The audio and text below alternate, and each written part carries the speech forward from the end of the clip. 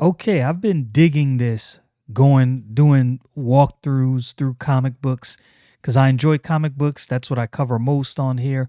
Although I have covered other things and plan on getting to some other things, namely a review of the Penguin series on Max. I have not watched it yet, but I have heard such good reviews that I thought to myself, this is one of those things that I'm not gonna be able to get around. I have got to review this. I'm gonna have to watch it.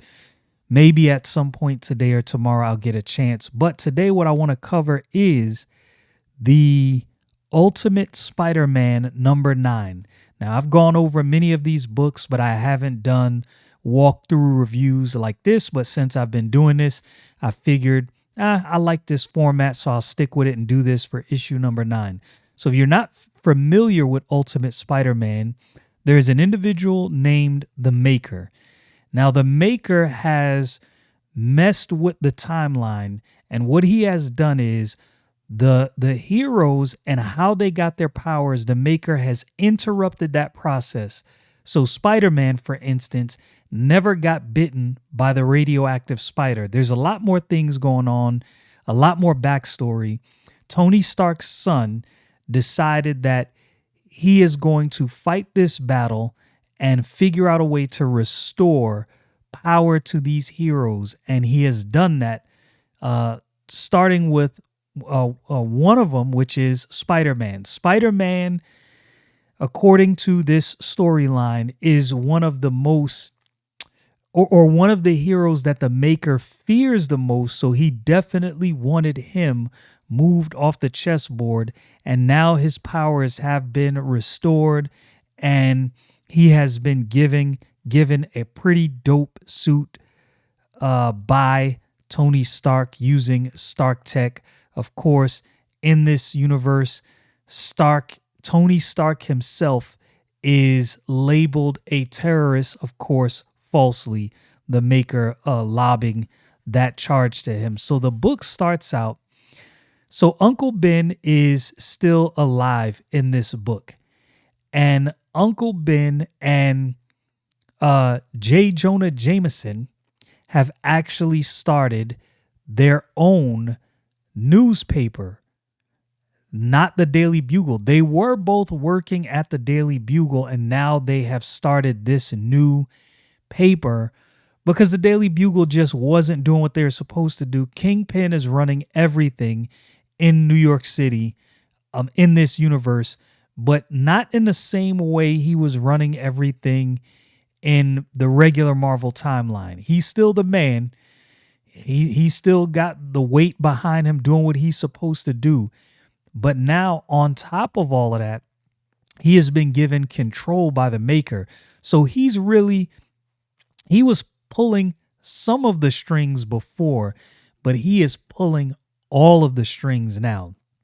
New York City is his, and he has the different boroughs, the different districts being run by the heads of different crime entities. So it opens with J. Jonah Jameson and Uncle Ben talking about this paper that they've started, and they're kind of bummed. They should be celebrating. They're doing good.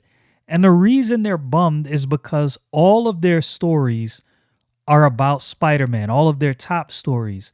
So Mary Jane, who is married to Peter, she's doing their marketing. So she walks in and she's like, "Why are you guys bummed out? Like, what the heck is going on here?" And they're like, "Look, I think they said something like 9 out of or 6 out of the past or 8 of the past 10 stories, something like that, are about Spider-Man." So they're like, these are top stories. So Mary Jane is like, "Look, I'm doing your marketing. You guys are growing by hundreds of thousands of people with your online presence monthly. You guys have incredible numbers. You should be celebrating. Yes, this is what people want to see, but this gives you the freedom to also work on what you want to work on." Now, they're working on a pretty huge story, and at the center of that story is corruption, and what they're doing is following the money, and it's eventually going to lead them to Kingpin, but something tells me this is not going to work on their behalf. So after Mary Jane gives them her speech and lets them know, hey, you guys really don't need to be down. You really need to enjoy this time and understand that what you're doing and the speed at which your company is moving is unparalleled. So enjoy that. Don't be mad at it. Use this as a celebration. She's comforting them. They're comforted slightly. So now you switch scenes and you go to Green Goblin and Spider-Man, and Dr. Otto Octavius is working for Oscorp. And what he is doing is he's trying to improve their suit. So the suit, so let me back up a little bit. The suit that Green Goblin has, it's actually stolen. It wasn't given to him. The suit that Spider-Man has was actually given to him by Stark's son. And of course, it has Stark tech, a lot of protective things in the suit. It allows Stark to track Spider-Man and Green Goblin wherever they are. So what Otto Octavius has been working on is other suits or a way to get around this measure. He wants to give them what he says is freedom. But you know how that works. That's probably not going to turn out too well. Now, didn't get into that yet, but my guesstimation is Otto Octavius has some ulterior motive, and at some point in Ultimate Spider-Man, you're going to see his ulterior motive, and it's not going to work out. So he's introducing these new suits. First of all, he introduces a way for Green Goblin to bypass this back door that Stark Tech has. And what he had to do for Spider-Man, because he could not figure out Spider-Man's suit, he could not figure it out at all, he created a whole new suit. Now, Spider-Man consults with his suit. Both of their suits have AI. Spider-Man's suit's AI was modeled after himself, right? So it's completely comedic when him and the suit are going back and forth. It's actually pretty hilarious. But what he has done is Octavius says, I've created a new suit. Peter sees the suit and he's just not interested. The suit is more like an Iron Man suit. And you can tell he's like, yeah, not feeling it. This is not what I was going for. Now, in his back and forth with the suit, he made the determination that I am not leaving you with Octavius. Something tells me he's going to want the suit if I take it off. And that's exactly what he wanted. And Peter was like, no, that's not what I want to do. I want to leave my suit at home. They go back and forth with that. And Octavius says, I'll work on something a little more simple. And Peter just pretty much responds, cool, whatever it is, I'll take it. He wants simple. He doesn't really want the full Iron Man armor style suit. So clearly he gives him this other suit. Peter's checking it out. It's more simplistic, nothing crazy. You don't really see in these other panels what he did with the suit he got from Stark. I'm going to assume he kept that suit and kept it at his home, which is what he was talking about.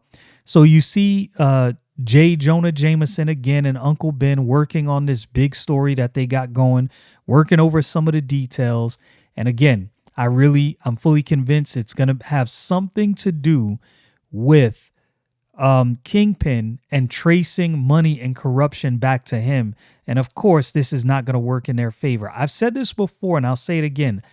My hope is that Jonathan Hickman does not take this story to the point where Mary Jane and or the family or one of the kids are killed. I enjoy Peter Parker having a family. I like that dynamic. I like the dynamic of him being forced to fend for keeping his family safe. I think this adds a little bit of edge to the book, and it actually gets you more involved. To those of us who were reading Spider-Man when we were young, we've grown up with Spider-Man, and it's actually decent to see Spider-Man now actually have a family. This was a good move by Marvel, moving ahead with this story and allowing Spider-Man to finally have a family. I think it was a good move. Often I'm not pleased with the changes in some comic books, but this is one of those changes that I actually appreciate. So anyway, you see Green Goblin and Spider-Man on the roof. They're talking about something, and now Spidey senses Spider-Man's Spidey sense comes back in, excuse me. And who shows up? The Black Cat. Now he throws this device at Green Goblin that disables his suit. Now he was throwing it at Spider-Man, but obviously Spider Sense kicked in. He moved out the way, and a Black Cat missed. And they go into this discourse, and he explains that he never misses, and he was actually aiming for Spider-Man. And Peter Parker always has some wisecrack to say. But anyway, you see Green Goblin is shut down. He can't do anything. Spider-Man was wise not to take that other suit. And even if he was hit, he probably would have still been okay because he doesn't have a fully mechanized suit. So they go back and forth. He cracks his whip at Spider-Man. Spider-Man thinks he missed, but he actually hit the water tower that comes crashing down on him. And now he's strangling Spider-Man. Now Spider-Man has super strength. We know this. So Black Cat is definitely not strong enough to subdue Spider-Man. And so I was confused by this at first, like, yo, what's going on? But after reading further, it became apparent to me that Peter is actually trying to get information out of Black Cat. Now, he wouldn't have been able to get that information had he just, thwarted whatever he was doing immediately. So he got the information he wanted, and then he flings Black Cat, shoots his web, and then he realizes that Octavius has done some modifications to the webs, and he's like, not bad, Otto. He's like, I like this. So, of course, you see there's a discourse between Black Cat and Spider-Man, and Black Cat thought that he was going to kill him. He didn't know what he was going to do. He thought he was dealing with a hardened gangster. Like, okay, Spider-Man is going to kill me at this point. And Spider-Man's like, no, I'm not going to kill you. Why would I do that? So in a span of him hearing that, okay, well, if you're not going to kill me, I'll tell you what's getting ready to happen. Now, right at this time, you see Black Cat pull out a blade. We don't know exactly what he's going to do with it, but it appears that he wants to do harm to Spider-Man. But Spider-Man's spider sense didn't go off. Now you see Osborn's suit boots back up, and he blasts Black Cat. Blasts him off the roof. Spider-Man has him call an ambulance because Spider-Man's not a killer. That's not what he does. He has decency. Something tells me there's tension in this book building up between Green Goblin and Spider-Man, and I think that tension is going to play out and things going to return to form with Spider-Man and Green Goblin actually being at odds. We'll see how this plays out because they're actually really good friends at this moment. So again, there's some more back and forth, and this is where you kind of get into some of these other things. Spider-Man is like, yo, my spider sense didn't go off, so he wasn't convinced that Black Cat was actually trying to kill him. He's like, yo, I don't really think he was trying to kill me. My spider sense didn't go off. And Osborn lets him know, look, I'm just here to tell you, if anybody tries to harm you, I won't hesitate. He won't hesitate to do what he has to do. As a matter of fact, his exact words are, you need to know something, Peter. If I'm put to the choice and one of them is about to kill you, I will never hesitate. Yo, he's keeping it real. He's keeping it thorough. And, of course, Peter always has something smart to say. They were going back and forth earlier about what to do for Christmas. Osborn invited Peter to the Hamptons, and Peter was like, yo, Mary Jane, she goes all out. We have some extended family coming. I'll invite you to our event. Osborn's like, look, my wife, she makes plans, and it's not her plans. It becomes our plans. So if she's planning on going to the Hamptons, I don't know if I'm going to be able to get out of that. So after Osborn makes his comment about if somebody tries to kill Peter, he's going to do what he has to do. Peter says, well, just so you know, you're still invited to Christmas, being ever the smart Alec. And it ends with, Peter and Osborn sharing some pleasantries. They're like best buds in this thing. It's a good book. I like the dynamic. I like the way things flow in this book. I think what Hickman and Chiquetto, which is the artist, which he's done a phenomenal job drawing these books. And even if you've noticed, even the colors have a personality. If you see some of the other Ultimate Spider-Man books, there's a certain way these books are colored that actually adds, it feels like a more adult Spider-Man. This is no longer teenage high school Spider-Man. He has grown up. He has a family, 2 kids, a wife, and responsibilities. And I like this. In this universe, um, it wasn't Uncle Ben who is dead. It's Aunt May who is dead.